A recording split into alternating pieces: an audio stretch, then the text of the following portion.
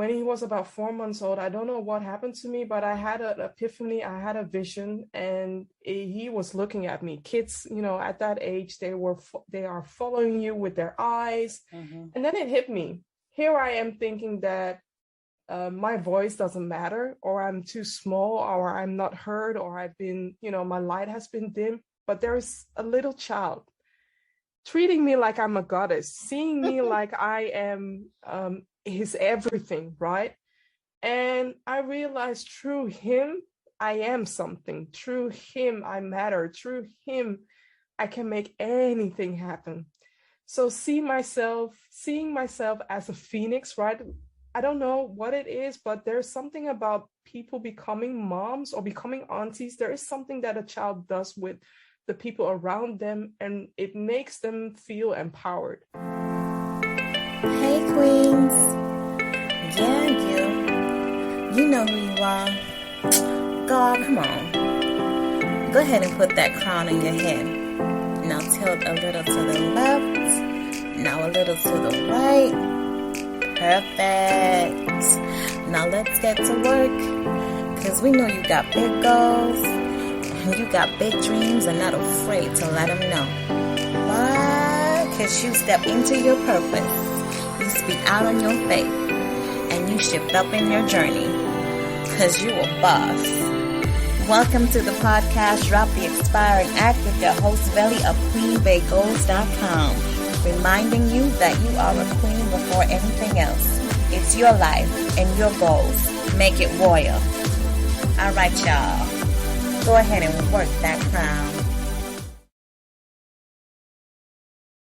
Hey, Queen Bays. Welcome to another episode of the Drop This Fire Night podcast. Today we have with us Vivian Acquah, who is a coach and an entrepreneur who's coming to stay with the podcast with us today. So can you give us a little bit of background about yourself, Vivian? Yes, so my name is Vivian Acquah, born and raised in Amsterdam, and I'm currently residing in Amsterdam, the Netherlands. Yes, so we are all the way from the Netherlands. Let me make a short summary. So I have a finance background, I have an IT background, but the work that I'm doing right now is inspired by my son, who is just only 7.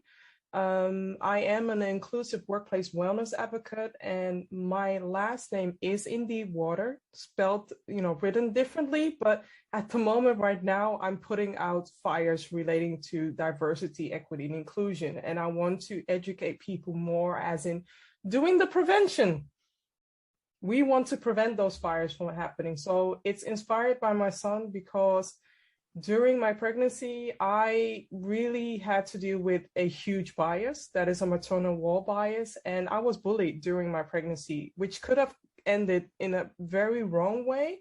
But then again, I don't know if my son is Yoda or he's, he is, let's say, a Renaissance man with an old soul in him. But he has those moments from time to time where he's upholding a mirror and making me look, maybe making me wonder, what can I do to make things better, right? Not only for him, but also for the people around him. So instead of changing him, instead of keeping him safe, I am trying to change the world around him so that we can become more inclusive. I love that. So you already took us into the whole theme of this season, which is from Royally F to Royally Fair. So you already took us back to when you were Royally F. So take us back to that moment for you. Yeah, that moment. Well, I started my career, let's say 20 years ago. So I'm giving my age away. I'm turning, at the time of the podcast, I am 40, but by the time that you're listening, I'll be 41.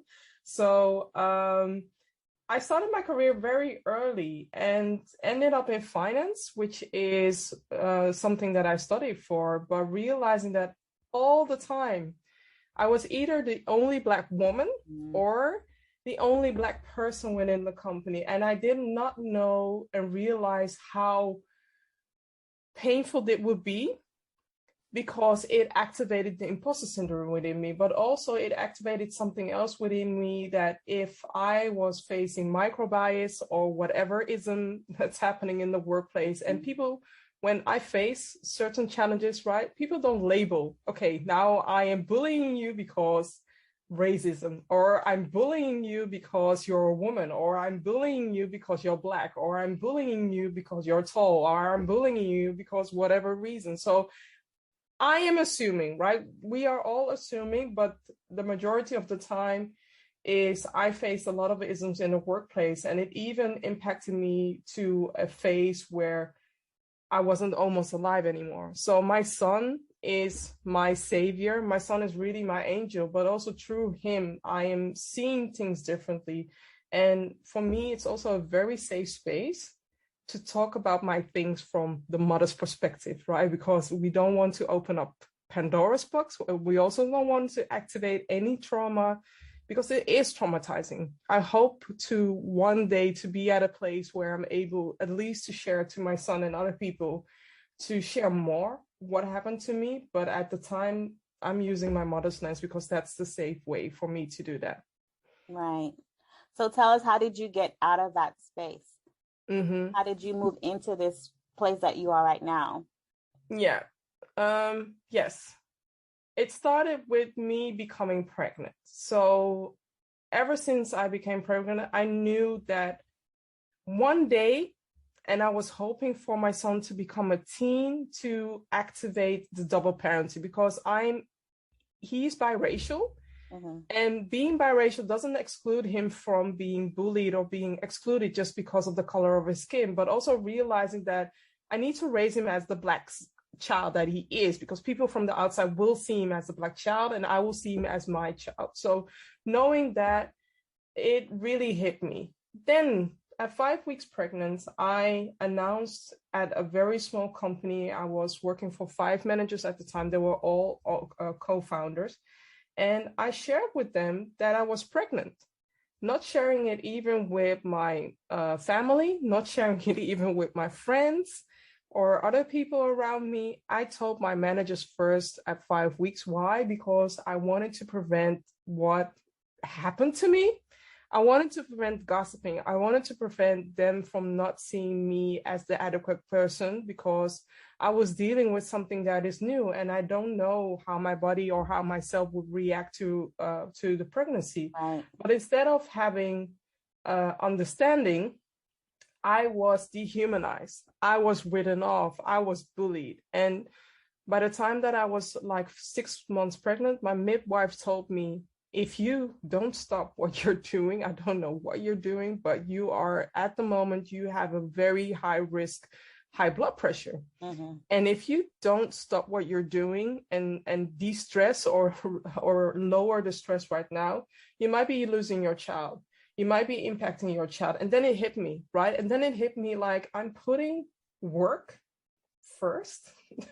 Right. I'm putting work first. I'm putting people first that don't even matter to me. And here I am risking something. So from the moment that the midwife told me, and also the moment that I became a mom, my child was born, I realized something impactful, that when he was about 4 months old, I don't know what happened to me, but I had an epiphany, I had a vision, and he was looking at me. Kids, at that age, they are following you with their eyes. Mm-hmm. And then it hit me. Here I am thinking that my voice doesn't matter, or I'm too small, or I'm not heard, or I've been, my light has been dim. But there's a little child treating me like I'm a goddess, seeing me like I am his everything, right? And I realized through him, I am something. Through him, I matter. Through him, I can make anything happen. So seeing myself as a phoenix, right?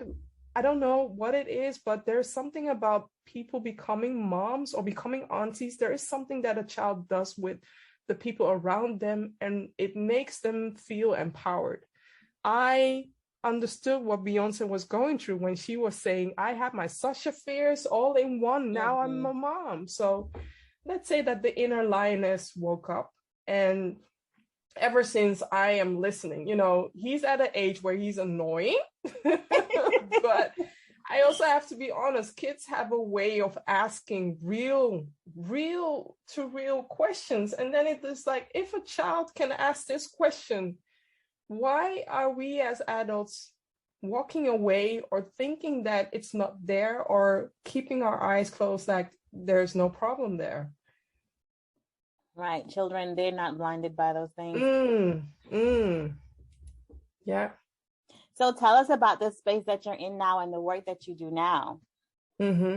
So when I walked away from my job, I realized there is something that I love to do. So I've been in a consultants for 15 years as an IT / as a finance consultant. And I've always loved engaging people or warming them up, being a cheerleader for the change that is coming, right? Because when you include the people, when you involve them and make them feel like they are part of the solution, not make them feel, but make them own it as well, it will then be received in a positive way, majority of the time. It will then be like they came up with the idea, that they are part of the solution. And that means also that the adoption of this new change is easier. But majority of the time, they are not doing it that way. So for me, I'm advocating for the moms. I'm advocating for people of color. I'm advocating for women in general. I'm advocating for so many people, for the LGBT community, because they need somebody to speak up. Not everybody has a voice or has the courage to speak up. And you might hear me, you might think I'm an extrovert, but I am an introvert. But because of because of my son, because I'm literally bungee jumping out of my comfort zone, because I want him and his generation to at least have a better environment than what we are dealing right now, what we have dealt in the past. And it cannot be any longer. We are in 2021 and we are still advocating for equality. Come on. Right. How many years have passed? Enough is enough. So I am cutting the umbilical cord, or cutting some kind of cord that is holding us back and making us go backwards instead of forwards. Definitely during the lockdown, I noticed that people didn't matter anymore. It's all about the numbers. It's all about crunching, the revenue. And I understand that companies need to save their departments, or they need to save their revenue. But what do you do if you don't have any people left? Right. You have to think about the people. That's amazing, that what you're doing now. So tell us about this event that you have coming up. Yeah. So Amplify DEI, it's born out of simply a mom listening to her child. So here in the Netherlands, we do have racism, right? And whatever people may seem to think, or how progressive you may think we are in the Netherlands or in Europe, there is racism. The only thing is that people point their fingers to the US, because in the US it's displayed, on a larger scale. But FYI, Europe has racism. Every continent has racism, just to give you that. But to realize that I had to explain to a 6-year-old what happened to George Floyd, it made me cringe. Yeah. So here in the Netherlands, they kept playing that snippet over and over again, no trigger warning, whatever. So one time I was too late with the remote, and he saw it, and I could see from his face that he couldn't understand what was happening, because here is an officer who is supposed to protect and serve and protect people. Even if they've done something bad, why is an officer kneeling on somebody's neck? So he had questions. Right. He went to his dad first, but then I realized his dad is white. I need to share my Black perspective, but also need to make him simple, because I don't want to traumatize him. How do you explain to a 6-year-old about racism? What do you do? So for me, and I'm starting to get emotional, because it's still for me, it's unthinkable about what happened and how it happened and how it was displayed internationally. But then again, I have to do that. So I made it very simple and told him that George Floyd died because of the color of his skin. And he took a moment and asked me the question, is anybody going to hurt you, Mom? Right. when you hear that question, I felt like a bulldozer ran over me. I felt like I was stuck in quicksand, because how do you recover? How do you answer, right? How do you make him feel in a way that you can assure him that you are okay, even though you know that you can't assure him that. So I told him that nobody's going to hurt mom. But then again, I realized that how am I going to do that? How am I going to keep him safe? But also, what am I going to do? So a few days later, I noticed that Alexis Ohanian stepped down from Reddit as a way to answer his daughter about his action. And I don't have, Alexis Ohanian's budget or Serena Williams' budget, but I do have the same quest and the same power in me. Like, I want to be able to tell my son, your mom did something just because you asked that question. And he doesn't even realize, the magnitude, the impact. He only knows that Amplify DEI is connected to him and that I was inspired by him, but he doesn't understand that through his question, I was able to activate my inner phoenix, inspire 69 people, international people from all over the world, to join me in this movement and join me in this virtual summit that is called Amplify DEI. Why? We want to create a ripple effect. So 900 people, plus more than 900 people joined last year. And this year, the second edition, I want to create a bigger ripple effect. Also, this is the second time that you guys are doing it. That's amazing. Yeah. Amazing. The second time that I'm bungee jumping out of my comfort zone to do that.